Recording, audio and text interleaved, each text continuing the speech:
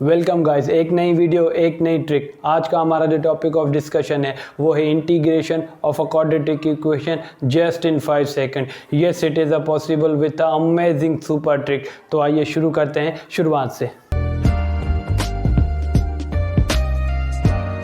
Usually integration of a quadratic equation के हम जो भी सवाल होते हैं वो एक ट्रेडिशनल मेथड से करते हैं, जिसमें हम पहले कंप्लीटिंग स्क्वायरिंग करते हैं, उसके बाद फिर स्टैंडर्ड इंटीग्रेशन के फार्मूले लगाते हैं, तब जाके हमारे पास 5 से 6 मिनट में एक सवाल कंप्लीट होता है। लेकिन आज की वीडियो में मैं आपको सिखाऊंगा एक ऐसी ट्रिक जिससे सिर्फ 5 सेकंड के अंदर आप वो सवाल कर सकते हैं।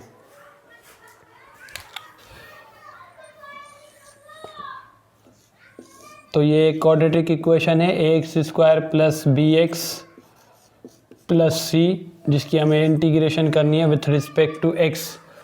तो इसमें एक कंडीशन है 4ac minus b² is greater than 0 if and only if. ये 4ac minus b² basically discriminant है जो हमने पढ़ा था इंटर की एनालिटिकल ज्योमेट्री में भी और दूसरी जगहों पर भी।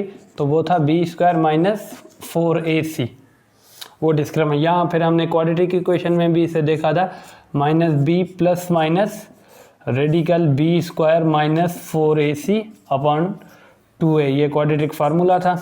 क्वाड्रेटिक इक्वेशन को सॉल्व करने का ये भी एक मेथड है, लेकिन ये ट्रेडिशनल मेथड है और लॉन्ग मेथड है।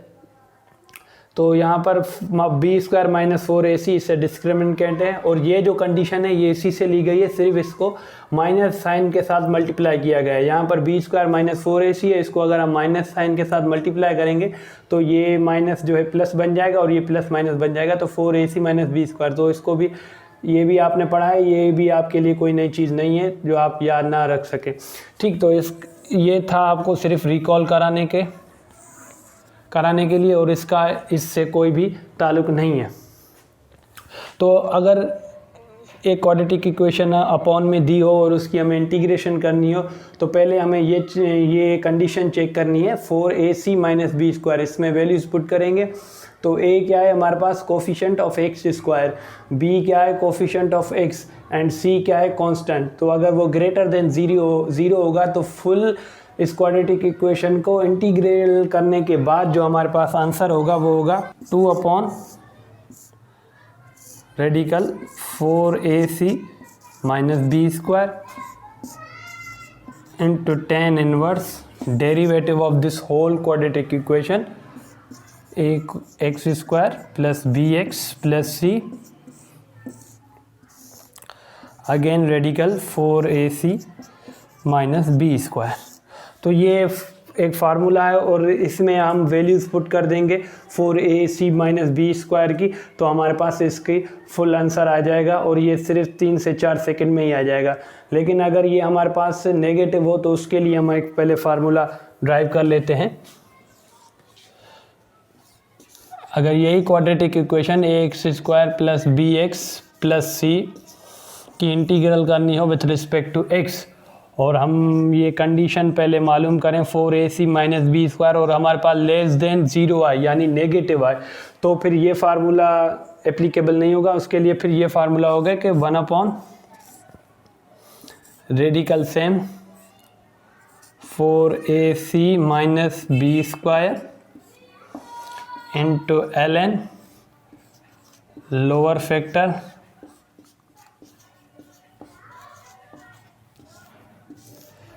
Upon higher factor.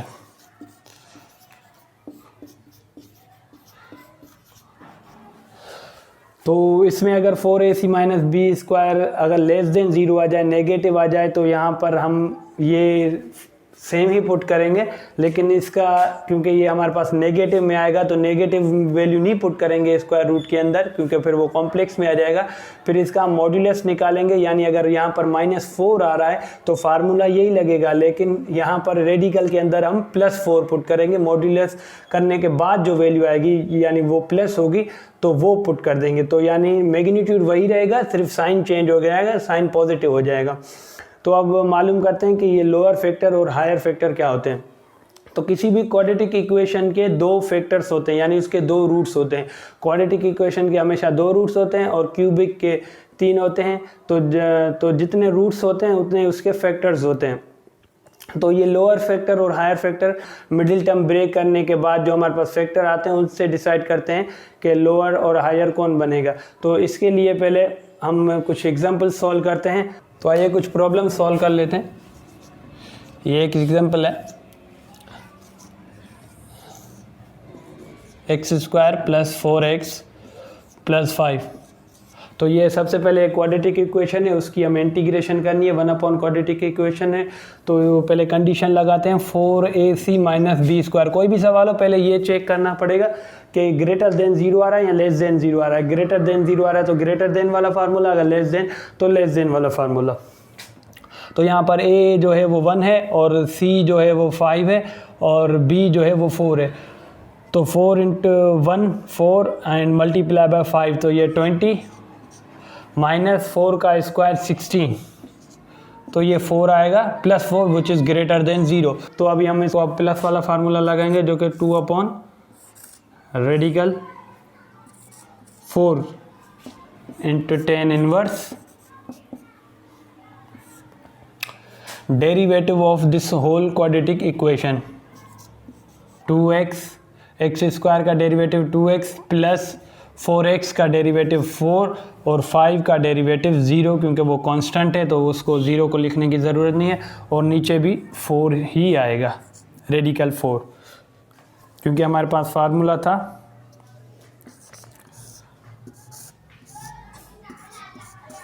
4ac - b² × tan−1 derivative of whole quadratic equation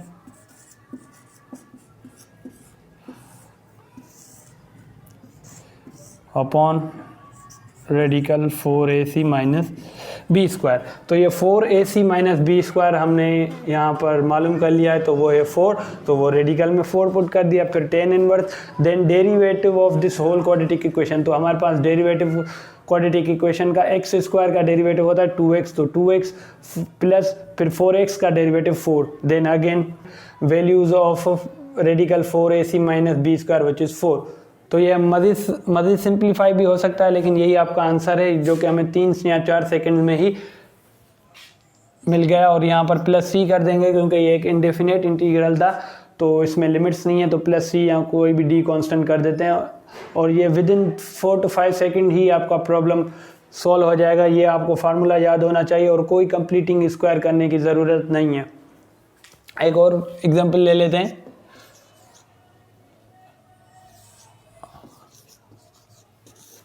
x² - x - 2, ये भी एक क्वाड्रेटिक इक्वेशन है। पहले हमें ये कंडीशन लगानी होगी 4ac - b² वाली। तो यहाँ पर a भी 1 है, b -1 है और c जो है वो -2 है।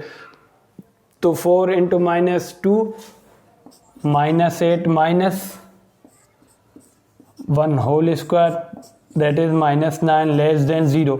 तो ये -9 है तो वो लेस देन 0 है। तो इसमें सेकंड फार्मूला लगाएंगे जो कि हमारे पास था 1/रेडिकल of 4ac - b² with positive value यानी absolute, then ln lower factor upon higher factor. तो पहले इसके फैक्टर्स निकाल लेते हैं मिडिल टर्म ब्रेक करके इस क्वाड्रेटिक इक्वेशन के। तो वो बनेंगे x + 2 x - 1, ये इसके दो फैक्टर्स हैं, ठीक। x + 2 x - 1 ये इसके दो फैक्टर्स हैं, यानी इनको अगर मल्टीप्लाई करेंगे तो हमारे पास यही आंसर आएगा। तो अब इनमें से हमें रिकॉग्नाइज करना होगा कि लो फैक्टर कौन सा है और हायर फैक्टर कौन सा है। तो इसके लिए हमें x की जगह पर 0 पुट करना पड़ेगा। अगर हम x की जगह पर 0 पुट कर रहे हैं तो पहले फैक्टर की वैल्यू आएगी 2, यानी पहले ब्रैकेट में आएगा 2 और सेकंड ब्रैकेट में आएगा -1। अगर इसको हम x को 0 कंसीडर या 0 पुट करें तो जिस फैक्टर की वैल्यू बड़ी होगी तो वो बड़ा फैक्टर या हायर फैक्टर कहलाता है, और जिसकी वैल्यू छोटी होगी वो छोटा लोअर फैक्टर या छोटा फैक्टर कहलाता है। तो इसकी वैल्यू आएगी 2 और इसकी आएगी 1 फर्स्ट ब्रैकेट की -1। तो 2 और -1 में से 2 is higher, so it is higher factor and it is low factor. तो इसकी वैल्यू है हमारे पास -9, तो इसको एब्सोल्यूट करेंगे तो ये 9 बन जाएगा।